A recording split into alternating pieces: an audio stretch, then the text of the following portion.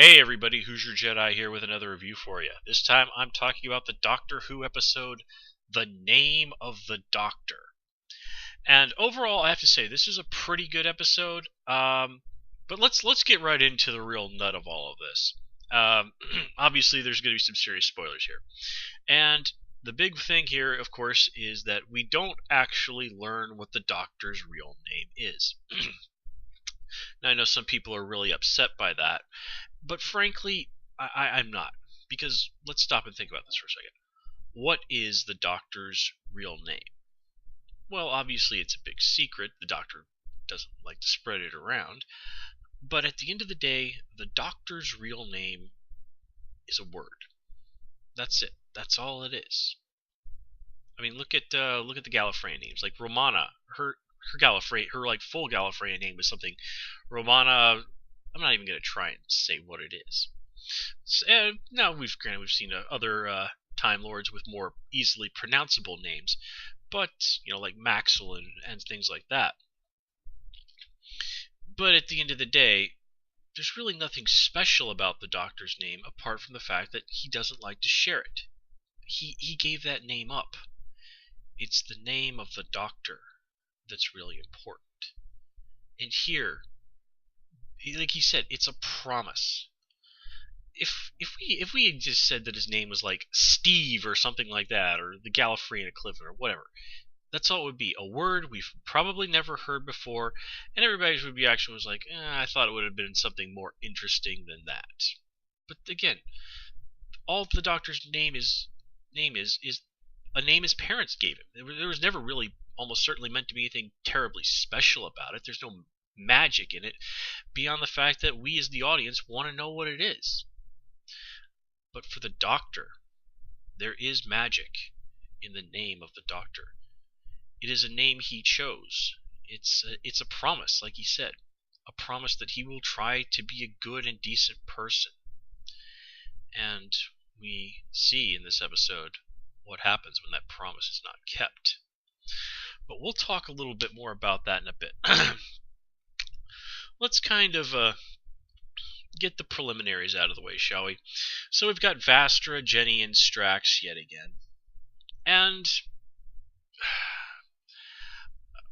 the thing with these characters is, it's not that I don't like them, it's just, as I've said, they're really not fleshed out beyond. They're starting to feel kind of like one-trick ponies, sad to say. I mean, it's particularly Strax. He's got his thing where he likes to fight, he can't tell the differences between men and males and females, which makes the part where he says, surrender your females and intellectuals, even more confusing, since he wouldn't be able to tell the females apart from the males. And then there's the fact that the Sontarans are all clones, so exactly what use would they have for females? And, Jenny's all working class, Victorian, British, blah, blah, blah. Why in the world does she keep calling her wife ma'am? I mean, they are supposed to be married at this point, right? I don't know. It's not that I don't like these characters. It's just, if we're going to keep using them like this, we really do need to have them fleshed out a little bit more. They need to be more than, the 2 or 3 personality traits that they just keep really drumming us with. Now, this episode does get off to what I have to say is a really nice start. We get to see that flashback to Gallifrey back in the day, and of course, they use some unused footage of William Hartnell to really give us a what the heck moment with Clara turning out to be on Gallifrey.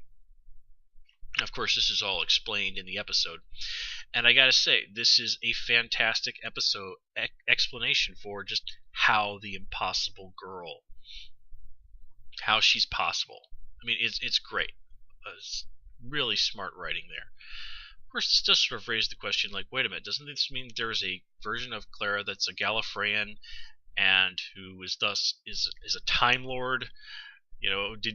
What happened to her during the Time War? What kind of adventures did Gallifreyan Clara have? And I'm sure there are people out there who are probably speculating that the mysterious Time Lady who we saw back during the David Tennant eras, who word of God said was actually supposed to be the Doctor's mother, wondering if maybe she's not a regenerated version of Time Lord Clara. But again, that's all just interesting ideas, and I'm sure fans are going to have an absolute field day for years playing around with the idea of Time Lord Clara. But anyway, the way that this is all handled is great. I mean, just the way that she has that little callback to when she's just saying casually, to what she says casually to Artie and his incredibly annoying sister about about recipes. Of course, we get to see "Run, you clever boy." Such great use of well, I can't exactly say foreshadowing, but it is really a nice way they set up these echoes of things. Well, I guess yeah, foreshadowing from back in Asylum of the Daleks and all that. And of course, all the stuff with Clara, the various versions of Clara all throughout history, having those little brief moments, glimpses with the other Doctors. I mean, the footage they used of the previous Doctors and the way they had folks, running around in the other Doctors, iconic outfits, really nicely done. Really nicely done. Honestly, one comment that I saw online really summed it up well for me. If this had actually been the 50th anniversary episode, I'd have walked away from it satisfied, is what somebody I saw on Twitter say. And I have to say, I agree. The episode does have a few, hiccups here and there, but overall, it's really good stuff. And, these big concepts, these really dramatic stuff that's so a part of New Who is really, really used well here. So let's see. Anything else to say about Clara? No, not really. I think they might have been laying it on a little bit thick with the leaf thing. But again, it's symbolism, and it fits from what we've seen before this season and the character of Clara. So yeah, okay, that was a little bit schmaltzy, but I'll allow it. Now, getting back though to the earlier part of this episode, one thing I noticed is that after we see Time Lord Clara, things really kind of do slow down for a while. And I think that was in a way lulling me into maybe a false expectations, because I thought, well, okay, they're gonna have a slow start, and then at the end of this, we're gonna have the moment where the Doctor, pulls off his brilliant plan, and they fire up the "I Am the Doctor's" music, and there's the Doctor's all cool and triumphant, and what they've done so many times before. Of course, that's not what we get at all, and that's one of the things that makes this episode so good. You plant that seed of my expectations, and then you completely pull the rug out from under me in a way that isn't BS. And of course, that's the real key. But one thing I did notice about the music is when they're talking about how the Doctor is sort of realizing that he's going to have to go to that planet whose name I'm not even going to try and pronounce. I mean, he's basically in tears there, realizing that what he's going to have to do here. And you hear that really slow and sad version of the "I Am the Doctor" music. And of course, this is one of those things that if you really stop and think about it, it does make sense. I mean, the Doctor is a time traveler, and all this bouncing around in time and space. How could he not have some clue as to how ultimately his story ends? The Doctor is an extremely long-lived being, but he's not immortal. Eventually, time is going to run out, even for him. And we've seen the Doctor cheat death so many times that we find it hard to believe that the story could ever end. I mean, the story's been going since 1963, but all stories do have an end. And here we see the Doctor's in his grave. I love how Matt Smith even says, when we see about the whole TARDIS tombstone thing, what else would they bury me in? Really, what else would the Doctor be buried in? And just the idea that that tombstone is also, and that planet is also the grave of the TARDIS. It's just so fitting, and just seeing the TARDIS itself turned into a gigantic gravestone, the Doctor's own monument. It's sad, it's scary, but it's so fitting. Oh yeah, briefly. Now I did like the Whispermen and those little creepy ass nursery rhymes they used, and of course we get to see Richard E. Grant back, using his Dr. Simeon appearance as the embodiment of the Great Intelligence. I don't really have a whole lot to say about the Great Intelligence here. It's really more of a plot device than a villain. I didn't feel very heavily invested in the Great Intelligence as a character. Again, really, it's more plot device than villain. But still, you can't deny Richard E. Grant certainly did some very nice work here. Great performance stuff on his part. But anyway, of course we got River's song back. I actually don't really have a whole lot to say about what's going on with River. Just the way it culminated at the very end of the episode, where she said to the Doctor, if you ever really loved me. And of course we get that really nice kiss between the Doctor and River, which shows that, yeah, the Doctor really did, in some way, to some degree, love her. Now, how much? Well, that's something fans will be debating pretty much forever. But that moment, it was what it was, and it was needed. The new incarnation of the Doctor from New Who has always been presented, in one way or another, as, I really hate to say a romantic figure, but I do like the idea that he is a character who does have that side to him. And that was something that was always really missing from the previous Doctors. And we know that he had a granddaughter, so he presumably had a wife and a family at some point. But, that was just there. And the fact that the Doctor had cut himself off from that he never really displayed any of that sort of thing. That companionship was all that he was really looking for in the galaxy. Well, changing that, of course, is one of the more controversial decisions in New Who. But looking back over the previous 7 seasons, can we really say that it hasn't paid off, and paid off reasonably well?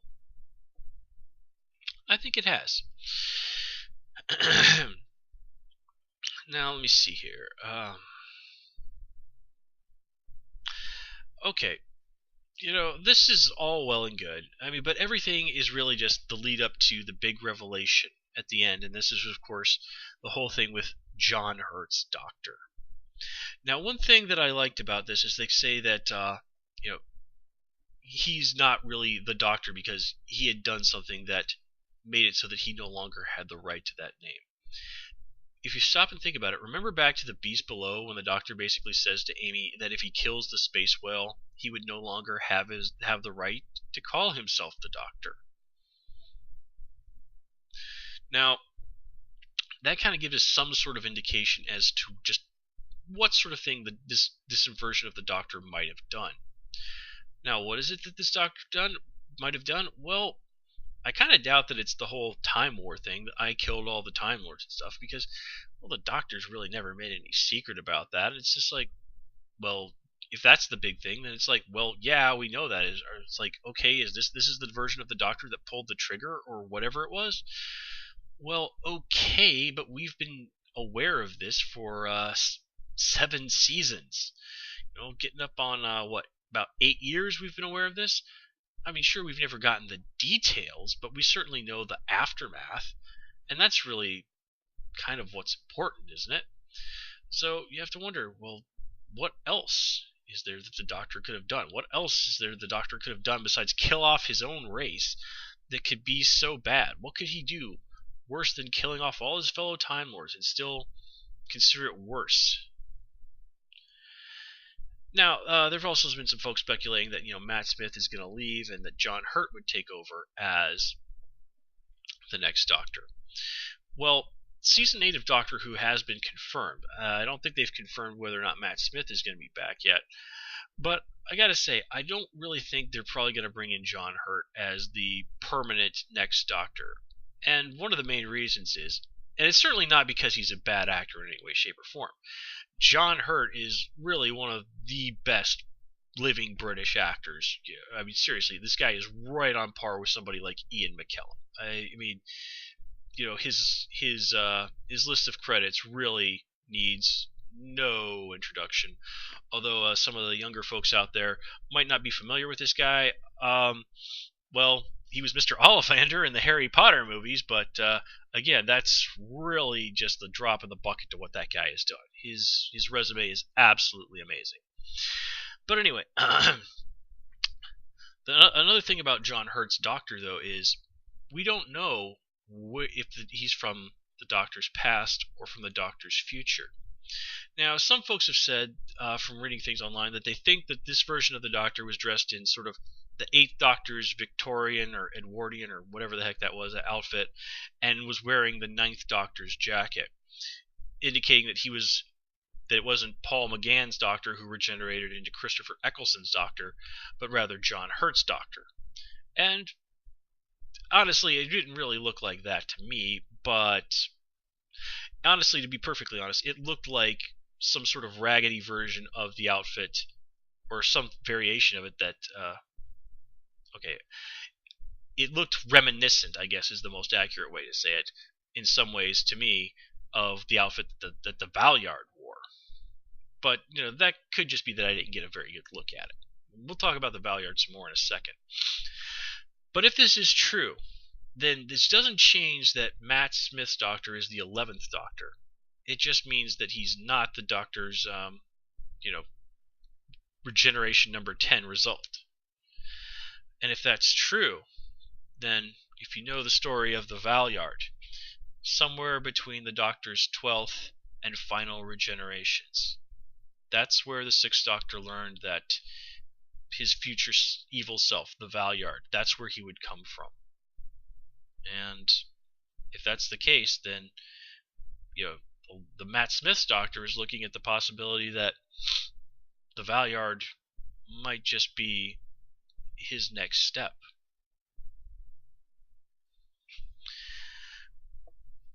And they even flat out mentioned the Valeyard as one of the evil Doctor's names. The Beast, the Storm, the Blood-Soaked Warrior. 3 out of 4 of those we've heard before. So, I can't help but wonder, is this going to be what folks have been asking about and wondering about ever since New Who came back? Is, well, what about the Valeyard? That's been something that's really been burning in people's minds since the 80s, back when he was first encountered by the 6th Doctor.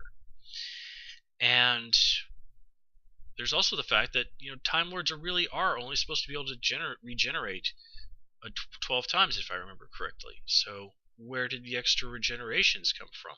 Now we know that Time Lords can somehow steal regenerations from other Time Lords, but if there are no other Time Lords, are there Time Lords again? Sometimes I can't even keep track with this show. But anyway, the question, of course, now is, what's going on with John Hurt's Doctor, and is the 50th anniversary going to be the story where we finally get to see the Valeyard return? And honestly, I can't think of any villain more suited to return and be the big bad of the Doctor's 50th anniversary than the Valeyard. And just the fact that John Hurt is going to play a part in that's going to be amazing. Now, like I said, in regards to the clothes, it would seem to indicate that this is a past incarnation of the Doctor, but that doesn't necessarily mean it's not also a future incarnation of the Doctor. Just the fact that the Doctor actually knows, don't go to this planet because that's where your grave is, that seems to indicate to me that he has at least some knowledge of his future. And where he met Clara, that place, well, it makes sense that that's his whole life, including his future. So if that is a future incarnation of the Doctor, well, it's certainly not out of the realm of possibility that Matt Smith's Doctor could find him there. I mean, it makes sense that he would find him there. So all in all, folks, this is an episode that does what good stories like this do. It answers some questions. We finally understand what's going on with Clara, but it raises so many more, and those questions are, pretty much all about the Doctor. So, I mean, we're going to get answers of some form in the 50th anniversary show, no doubt about it. But, well, what kind of questions are those answers going to raise? It's a never-ending, crazy, and beautiful cycle of, but that's how good storytelling works. And, well, that cycle, good storytelling, well, there's a reason this show has been on the air for 50 years, right? Anyway, everybody, that's all I got for you this time around. As always, please comment, rate, and subscribe, and of course you can follow me on Twitter at HoosierJedi. Till next time, take care and have a good one.